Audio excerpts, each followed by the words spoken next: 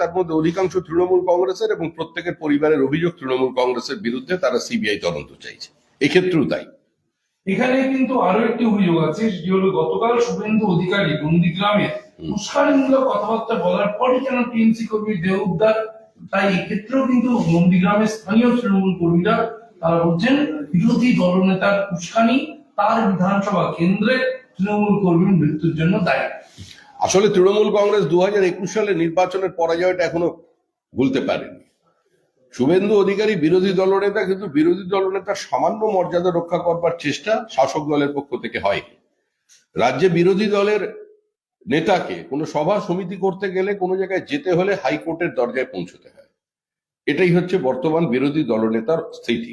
7 বার তার উপরে আক্রমণ হয়েছে। নন্দীগ্রামে তিনি যখন জয়ী হয়ে সার্টিফিকেট আনতে যাচ্ছিলেন তখন তার গাড়ির উপরে পাথর বৃষ্টি হয়েছে। নন্দীগ্রামে বিভিন্ন মানুষ শুভেন্দু অধিকারীর বিরুদ্ধে খুনের হুমকি পর্যন্ত দিয়েছে, এবং সর্বশেষ জঙ্গিরাও তার হত্যার ছক করছে। শুধু শুভেন্দু অধিকারীকে নিজেদের গোষ্ঠীদ্বন্দ্বের মধ্যে টেনে আনার কোনো কারণ নেই। ইন্ডিজোট থেকে কংগ্রেসকে বাদ দেওয়া হোক এমনটাই বলেছে কেজরিওয়াল। তিনি বলেছেন মমতা অখিলেশের সঙ্গে ইতিমধ্যেই কথা বলেছে, আপ তৃণমূল কেউই চাইছে না ইন্ডিজোট থাকুক, কংগ্রেস থাকুক ইন্ডিজোট। এটা ওদের পারিবারিক সমস্যা, এটা নিয়ে আমাদের বলার কিছু নেই। আমাদের কাছে জোট বলে কোনো কিছু দৃশ্যমানতা নেই। সর্বভারতীয় স্তরে কোনো জোট নেই, কারণ লোকসভা নির্বাচনের আগে কংগ্রেসের নেতৃত্বে যে জোটের ঘোষণা হয়েছিল তারা কোনো সাংবাদিক সম্মেলনে এক জায়গায় বসে করতে পারেননি, নির্বাচনের আসন সমঝোতা করতে পারেননি, কোনো ম্যানিফেস্টো প্রকাশ করতে পারেননি। আর মমতা বন্দ্যোপাধ্যায়ের রাজনৈতিক অবস্থান কখন কোথায় থাকবে, কখন তা পরিবর্তন হবে, তা ঈশ্বরের পর্যন্ত জানা নেই। অবশেষে ইডির শিক্ষা নিয়োগ দুর্নীতি মামলায় চার্জ গঠনের শুনানি শুরু হলো। 2 ফ্ল্যাট থেকে উদ্ধার হওয়া 50 কোটির মালিক পার্থ চট্টোপাধ্যায়। খোলা হয়েছিল একাধিক অ্যাকাউন্ট ভুয়ো কোম্পানি, যেটায় স্বীকার করেছেন অর্পিতা। চার্জ গঠনের শুনানিতে দাবি ইডি। দেখুন, আমরা এখনো বিশ্বাস করি এই প্রাতিষ্ঠানিক দুর্নীতি কিংবা লুট একা পার্থ চট্টোপাধ্যায়ের পক্ষে করা সম্ভব ছিল না, কিংবা অর্পিতার পক্ষেও নয়। অর্পিতা পার্থ চট্টোপাধ্যায়ের ঘনিষ্ঠ ছিলেন, সহকারী ছিলেন, এটা প্রতিষ্ঠিত। আরো কয়েকজন পার্থ চট্টোপাধ্যায়ের সঙ্গে গ্রেপ্তার হয়েছিলেন শিক্ষা দপ্তরের, কিন্তু তাদের পক্ষেও পার্থ চ্যাটার্জিকে নিয়ে এত বড় দুর্নীতি করা সম্ভব ছিল না। এই দুর্নীতি প্রাতিষ্ঠানিক দুর্নীতি, অনুমোদিত দুর্নীতি, অনুপ্রেরণার দুর্নীতি, আর এইটা কালেকটিভ রেসপন্সিবিলিটি, সে কটা ফিরহাদ হাকিম আগেই বলে দিয়েছিলেন। যেখানে বাংলাদেশে হিন্দুরা সংখ্যালঘুরা সুরক্ষিত নয়, সেখানে হাসিনাকে ফেরত চাইছে বাংলাদেশ। কি বলবেন, সেখানে কি মুজিবপূর্ণ আদৌ নিরাপদ? এ বিষয়ে যা বলার সেটা ভারতের পররাষ্ট্র দপ্তর বলবে, এটা নিয়ে আমাদের বলার কিছু নেই। কিন্তু ভারতবর্ষ সবসময় শান্তি চায়, আমরা সংঘর্ষ নয় সমন্বয়ে বিশ্বাস করি। একজন রাষ্ট্রনেতা তিনি তার নিজের রাষ্ট্রে ফিরে গিয়ে খুন হয়ে যাবেন, তাকে ফাঁসি দেওয়া হবে, সেটা ভারতবর্ষের মতো একটা দেশের কাছে কখনোই কাম্য নয়।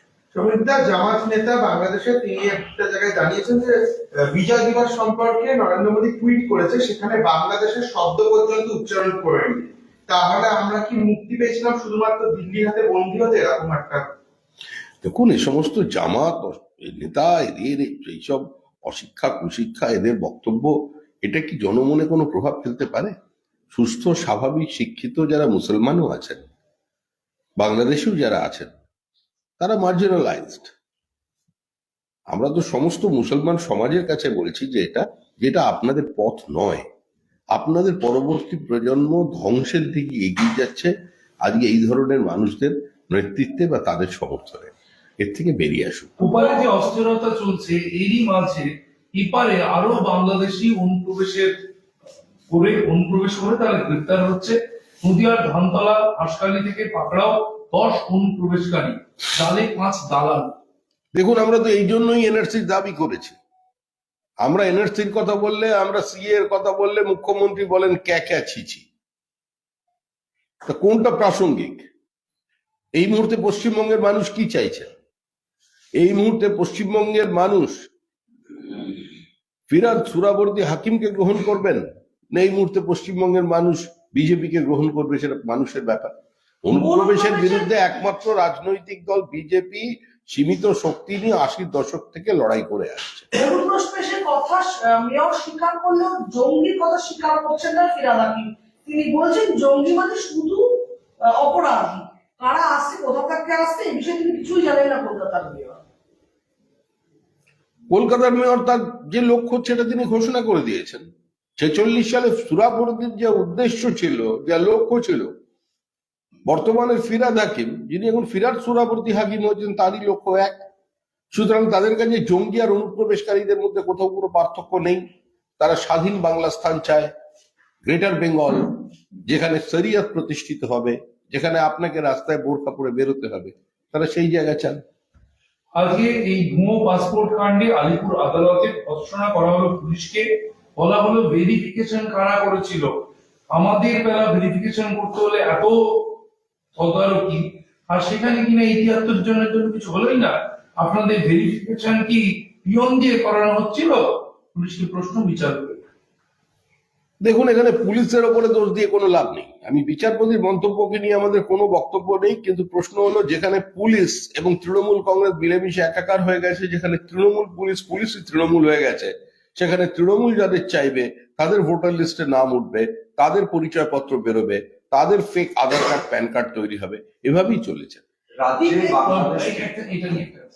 পিপি সেখানে জানালো আমরা তদন্তে খতিয়ে দেখছি মাথায় কারা আছে, সবার রোল আছে, সেগুলো দিয়ে বৃত্ত সম্পূর্ণ হয়েছে। অভিযুক্তদের তরফে আইনজীবী জানালেন তাহলে নিজেদের কলিগ বলে যারা ভেরিফাই করলো তারা আড়াল করা করে, তাদেরকে আড়াল করা হচ্ছে কেন? বিচারক আমি আরেকটু সময় দিচ্ছি, হেফাজতে নির্দেশ দিচ্ছি, কি পদক্ষেপ হয় দেখে ব্যবস্থা নেব।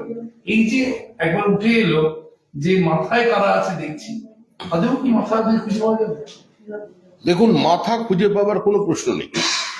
প্রশ্ন হলো একটা মানসিকতা, প্রশ্ন হলো একটা রাজনৈতিক অবস্থানের। বাম জমানায় বামফ্রন্ট অনুপ্রবেশকে স্বীকার করেনি, তারা বরঞ্চ তাদের ওখান থেকে ডেকে নিয়ে এসে এখানে খাস জমি পাইয়ে দিয়েছে, ভোটার লিস্টে নাম তুলে দিয়েছে, রেশন কার্ড পাইয়ে দিয়েছে, নিজেদের ভোট ব্যাংককে সুরক্ষিত করেছে। তখন ছিল সেফ প্যাসেজ, আজকে হয়েছে সেফ হোম। সুতরাং যে মানসিকতা নিয়ে সিপিএম শুরু করেছিল, সেই একইভাবে, বা ফরওয়ার্ড ব্লক সবচেয়ে বেশি তাদের সমর্থক ছিল, একইভাবে আজকে তৃণমূল কংগ্রেস সেই কাজ করছে। সুতরাং এটা একটা সামগ্রিকভাবে রাজনৈতিক ঐক্যমত্যের প্রশ্ন থেকে যাচ্ছে, জনসচেতনতার প্রশ্ন থেকে যাচ্ছে, এবং কেন্দ্র রাজ্যের যৌথ উদ্যোগের প্রশ্ন থেকে যাচ্ছে। দিকে দিকে জঙ্গি গ্রেফতার হচ্ছে, মুর্শিদাবাদ, মালদা, সুন্দরবন। খারিজি মাদ্রাসাগুলোতে যুবকদের 1 বছরের মধ্যে প্রশিক্ষণ দেওয়া হচ্ছে, মাথা খেয়ে ফেলা হচ্ছে। এ কি বাংলার যুবকরা বেশি বেকার, তাই জন্য কি বেকারত্বের জন্য এগুলো অতি সহজে ট্র্যাপে পা দিচ্ছে বাংলার যুবকরা, বেকার যুবকরা? না, এটা একটা সম্পূর্ণ চরম ধর্মীয় মৌলবাদ। অনেক শিক্ষিত মানুষকেও, উচ্চ শিক্ষিতকেও এভাবে র্যাডিকালাইজ হতে দেখা যাচ্ছে। অনেক উগ্রপন্থী আছে যারা অত্যন্ত উচ্চ শিক্ষিত, সেটা আমরা টুইন টাওয়ার হামলাতেও দেখেছি এবং 26/11তেও দেখেছি। দারিদ্র নিঃসন্দেহে একটা কারণ, তাদের ব্যবহার করা খুব সহজ, কিন্তু উচ্চশিক্ষিতরাও ব্যবহৃত হচ্ছে না, এটাও মনে করার কোনো কারণ নেই। প্রশ্ন হলো একটা ভাবাবেগের, একটা মানসিকতার, অন্ধ বিশ্বাসের। আজকে সেখান থেকে বের করতে হবে একটা সমাজকে, এবং তার দায়িত্ব নিতে হবে। এই যে মুসলিম যারা প্রগতিশীল মানুষজন আছেন, যারা শিক্ষিত আছেন, যারা মনে করেন এই রাজ্যটা তাদের, এই রাজ্যটা আমার, এই রাজ্যটা আমাদের, এই মানসিকতা নিয়ে আসতে হবে। পশ্চিমবঙ্গে সদস্যপদ না হওয়ায় আর্থিক পুরস্কার বাংলা খবর, আপনার রাজনীতি, আপনার আওয়াজ।